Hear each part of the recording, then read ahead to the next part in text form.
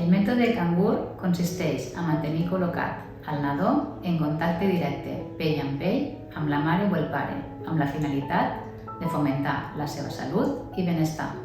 Amb aquest mètode, el nadó regula la seva temperatura corporal a través del calor que el pare o la mare li proporcionen, a més d'aportar-li seguretat i protecció i afavorir el seu desenvolupament sensorial.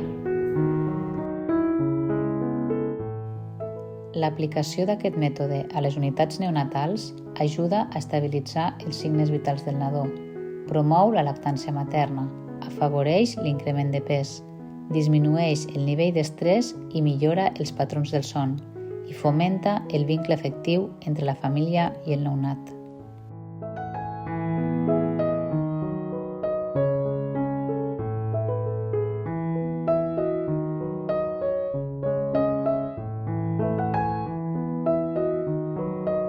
Després d'un mes i mig d'haver nascut la Carlota, se'm va proposar per part dels professionals sanitaris de la unitat la possibilitat de fer el mètode cangur.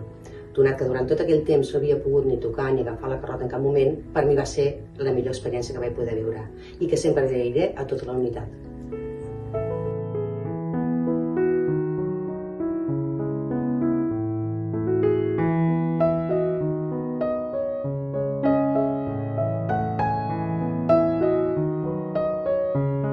Per mi va suposar el moment de sentir-me mama, perquè al final no vaig poder fer pell amb pell i no el vaig veure i no res. Quan vaig poder baixar va ser com, oi, soc mama, i ja està.